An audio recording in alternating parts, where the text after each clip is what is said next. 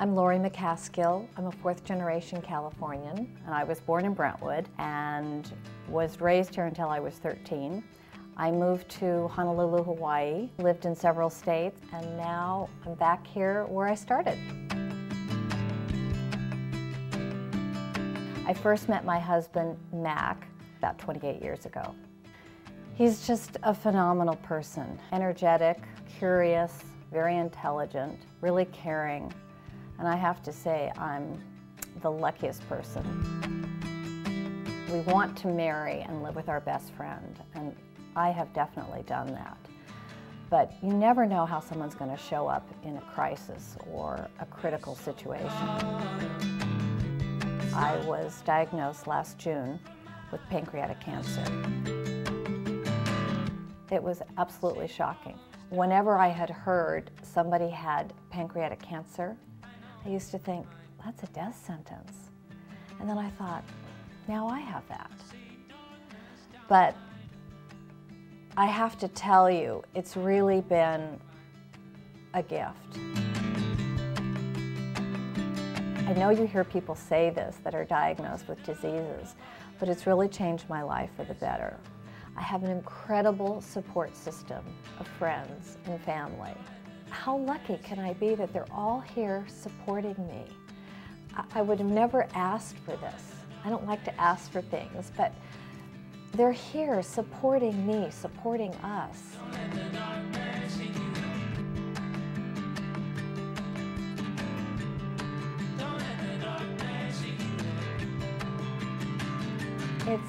It's such an outpouring of love that I will never, ever be able to repay or to let people know how grateful I am. Every day is important. Every day is a gift. And that's why the support and the help of these people and everyone working so hard to make a difference is critical. Right here beside me. I just have this goal and desire that I want to defy the odds. I hear statistics that I may not be here in a year. Well, I have news from my husband, Mac, and I have news from my doctor, Bill, that I intend to be around for a long time to torment them. All of that, it changes your life. So that's unlucky.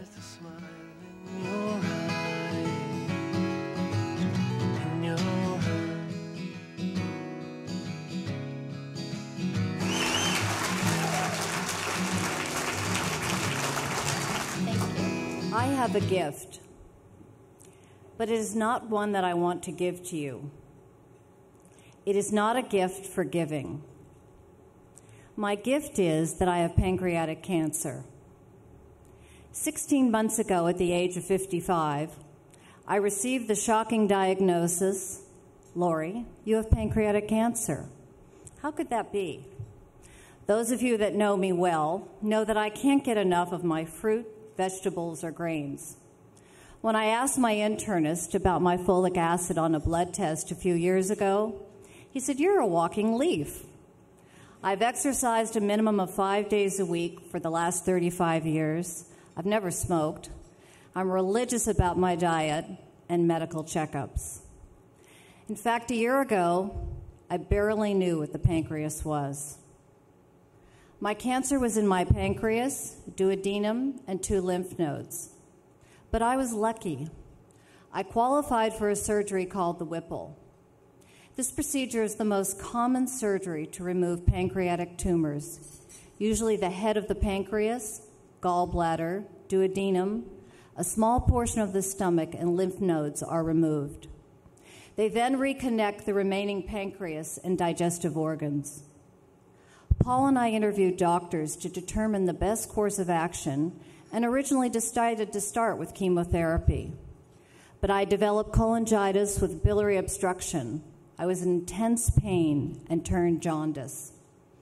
I immediately went into the hospital to have a stent inserted into my liver. It took 2 painful procedures to get this done. My surgeon came into the room and said, "If you were my daughter, my sister, or my wife, I would insist that you have the Whipple surgery and now. That was a Tuesday evening, and I had the Whipple on Friday morning.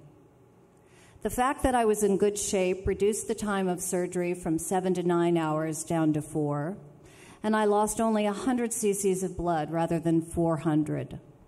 I walked 5 times a day throughout the hospital floors, and I did have that manicure pedicure in my room on day 6. And I was home on day 7. I was determined to be in my own bed. 7.5 weeks later, I started an aggressive chemotherapy treatment, which I've remained on for the past 14 months. When I go to treatment, I look at it as just another appointment in my calendar. My incredible doctor, Bill Isaacoff, and his fabulous staff, yes, they're so accommodating. He allows me to have treatment at the Aspen Valley Hospital, or they schedule me as early as 7 a.m. so I can dash to the airport and catch a noon plane to New York. I have learned that contentment is not the fulfillment of what you want, but the realization of what you already have. I don't think about being sick, and I intend to defy the odds. I don't mean to trivialize this, especially for others who are going through this, when I say that chemo each week is just another thing on my calendar. It's a very unpleasant experience and can be painful in many ways. But I am very lucky, and I have an incredible quality of life. Does that mean I don't have side effects and experience pain? Of course not. Naps are my new best friend, and I've learned how to say no when I don't feel well enough to do something. Well, sort of. I've had 8 toe and foot infections, constant pain in my feet and hands, eye infections, skin rashes. The inside of my mouth sometimes feels like someone took a blowtorch to it. The skin on my lips burns so much that washing my face can be a painful experience.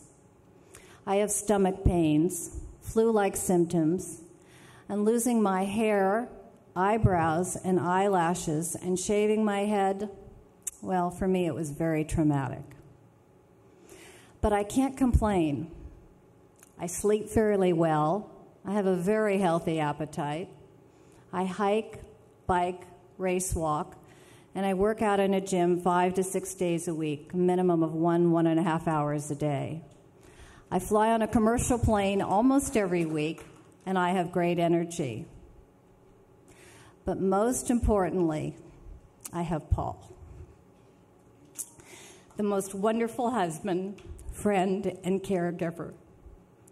Those of us that have experienced a physical challenge realize the critical role that caregivers play. I could not survive without Paul. From the minute of diagnosis, he has been dedicated, loving, and committed with tireless energy in an effort to find the best course of action, regardless of what it took. He was determined to keep our friends informed and tried his best to reach everyone with his informative, creative, and witty emails. A few days after returning home from the hospital, I had to force myself to eat, which was a new experience for me. Those of you that know me well know that food is a very important part of my life.